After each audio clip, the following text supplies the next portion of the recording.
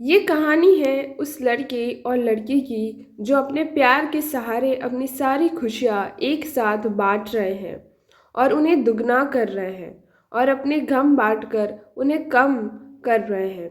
इस कहानी में अनिरुद्ध नाम का लड़का है और प्रिया नाम की एक लड़की है। अनिरुद्ध बड़ा ही सीधा साधा लड़का है। अनिरुद्ध के लिए उसका परिवार ही सब कुछ है। अनिरुद्ध अपने परिवार के लिए कुछ भी कर सकता है, इसलिए वह दिन रात मेहनत करता है और दिन रात मन लगा के पढ़ाई करता है। साथ साथ कुछ काम करता है जैसे कुछ पैसे कमा सके।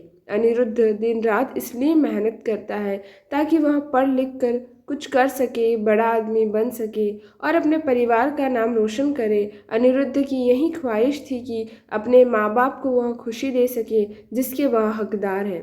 अनिरुद्ध इंजीनियरिंग कर रहा है, साथ ही साथ वह पार्ट टाइम जॉब भी करता है। अनिरुद्ध चाहता है कि वह बड़ा आदमी बन सके, उसे अपने करियर में सक्सेस मिले ताकि आगे चलकर उससे परिवार को किसी भी तरह की मुसीबत का सामना न करना पड़े। अनिरुद्ध रोज की तरह अपने ऑफिस जा रहा था। वहाँ आज उसके ऑफिस में एक प्रिया नाम की लड़की ने न्यू ज्वाइनिंग की होती है। प्रिया को देखते ही अनिरुद्ध को उससे प्यार हो जाता है, पहली नज़र वाला प्यार। प्रिया भी अनिरुद्ध की तरह ही सीधी सादी लड़की होती है जिसके लिए उसका परिवार, उसका फ्यूचर ही सब कुछ है। वह अपने माँ बाप का हाथ बांटने के लिए पढ़ाई के साथ साथ पार्ट टाइम जॉब भी करती है, लेकिन प्रिया अनिरुद्ध से थोड़ी सी अलग है। अनिरुद्ध अपने माँ बाप के कहने पर चलता है, जैसा वह कहते हैं वो वैसा ही करता है। लेकिन प्रिया अपने सपनों को जीना चाहती है, वह अपने सपने पूरा करना चाहती है। उसका जो दिल करता है वह वही करती है। उसने कभी दुनिया की फिक्र नहीं की, लेकिन उसके परिवार की पुरानी सोच उसके सपने के आगे आ गई, इसलिए प्रिया ने अपने सपने के लिए जी नहीं पा रही थी। पर उसके मन में अभी आशा जागी हुई थी, उसका भगवान में काफ़ी विश्वास था। उसे यकीन था कि एक ना एक दिन उसके सपने ज़रूर पूरे होंगे। जब अनिरुद्ध और प्रिया की पहली मुलाकात हुई, अनिरुद्ध उसे अपना दिल दे बैठा। उस दिन से दोनों में दोस्ती हो गई। प्रिया को अनिरुद्ध का स्वभाव अच्छा लगा। अनिरुद्ध हर वक्त उससे बातें करता, उसका छोटी छोटी चीज़ों में मदद करता, हर वक्त उसका ख्याल रखता। हमेशा उसे पूछा कि उसने खाना खाया कि नहीं। धीरे धीरे प्रिया भी अनिरुद्ध को पसंद करने लगी थी। फिर एक दिन अनिरुद्ध ने प्रिया से अपने प्यार का इजहार किया और प्रिया ने भी हाँ कर दी, क्योंकि प्रिया को भी प्यार चाहिए था। वह हमेशा अकेली थी, अंदर से उसे कभी इतना प्यार नहीं मिला किसी से और ना ही किसी ने कभी उसकी परवाह की।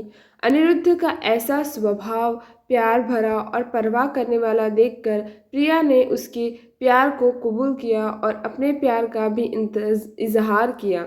इसी तरह दोनों एक साथ घूमने मिलते, एक दूसरे से बातें करते और अपने प्यार के खुशियों के पल समेट रहे थे। प्यार में मीठी टकरार होती, इससे बचने की टकरार हुई, पर उन्होंने एक दूसरे को समझा, एक दूसरे को संभाला और हमेशा एक दूसरे का साथ दिया। अनिरुद्ध और प्रिया दोनों एक साथ कॉलेज जाते हैं, एक साथ काम पर जाते हैं, हमेशा एक दूसरे के साथ रहते हैं। इसी तरह खट्टी मीठी यादों के साथ दोनों ने एक साथ 4 साल गुजारे। साथ ही साथ प्रिया इंजीनियर बन गया, फिर काफ़ी अच्छी नौकरी है और प्रिया भी एक राइटर बन गई। साथ ही साथ वह अच्छा गाना भी गाती है। अनिरुद्ध ने उसका सपना भी पूरा करने में मदद की, गाना गाने और अपनी आवाज़ को लोगों तक पहुंचाने का। इतना समय साथ गुजारने के बाद दोनों के बीच में प्यार बहुत गहरा हो गया। दोनों एक दूसरे के बिना अब जी नहीं सकते थे। दोनों एक दूसरे के दिल की धड़कन बन चुके थे। दोनों ने सोचा कि वह अब अपने अपने परिवार वालों को उनके रिश्तों के बारे में बताएंगे। जब दोनों ने यह बात अपने घर में बताई, तब दोनों के ही परिवार ने इस रिश्ते से इनकार कर दिया। इनके दोनों का एक कास्ट के नहीं थे, दोनों अलग अलग कास्ट के थे। उनके परिवार वालों को यह मंजूर नहीं था। उनके बच्चे उनके खिलाफ जाकर, बिरादरी के खिलाफ जाकर जाकर अपनी कास्ट के खिलाफ जाकर किसी और से शादी करे। उन दोनों के परिवार वालों ने उनका मिलना, फ़ोन पे बात करना सब बंद कर दिया। दोनों एक दूसरे के बिना रह नहीं पा रहे थे, दोनों एक दूसरे की याद में तड़प रहे थे, दोनों एक दूसरे को मिलने के लिए बेचैन थे। अनिरुद्ध जो अपने परिवार की इतनी इज्जत करता है, उनके लिए कुछ भी कर सकता है, उन्हें कभी दुखी नहीं देख सकता, अपने परिवार की खातिर उसने प्रिया को भुलाने का फैसला कर लिया। प्रिया को अपने प्यार और भगवान पे पूरा भरोसा था। उसने यही कहा कि वह एक दिन ज़रूर अनिरुद्ध के साथ होगी, इसलिए अब उसने कभी हिम्मत नहीं हारी। उसने बहुत कुछ किया अनिरुद्ध को पाने के लिए। रोज़ सुबह शाम वो भगवान से प्रार्थना करती, रोज़ अपने माँ बाप से कहती कि उससे कभी भी उनकी कोई बात नहीं टाली, किसी चीज़ के लिए उसका ना नहीं कहा। अपनी ज़िंदगी का फ़ैसला वो खुद करना चाहती थी, क्योंकि वो जानती थी कि उसकी खुशी अनिरुद्ध के साथ है और किसी के साथ नहीं। प्रिया अकेली ही अपने प्यार के लिए लड़ी, उम्मीद कायम रखी, भगवान पे भरोसा रखा और एक दिन उसके परिवार वाले मान गए। काफ़ी कुछ प्रिया ने सहा, काफ़ी गिले शिकवे हुए, नाराज़गी हुई, लेकिन आखिर में सच्चा प्यार जीत ही गया। किसी तरह अनिरुद्ध को प्रिया भी के मन लिया। उन दोनों के परिवार के वास्ते और उनके साथ को देखकर उनके परिवार वाले राज़ी हो गए इस रिश्ते के लिए। दोनों अलग कास्ट के होने की वजह से दोनों के परिवार को समाज का डर था कि लोग क्या कहेंगे, लेकिन अनिरुद्ध और प्रिया को किसी चीज़ की परवाह नहीं थी।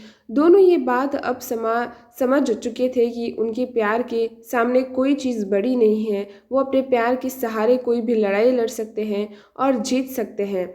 आज के ज़माने में कुछ लोग ऐसे भी हैं, अब भी जात पात ऊंच नीच को मानते हैं, पर इस कहानी से हमें यही सीख मिलती है कि प्यार की कोई जीत नहीं होती है, जात नहीं होती है, कोई धर्म नहीं होता है, और प्यार तो प्यार होता है जिसके सहारे ज़िंदगी खुशी से जा सकती है।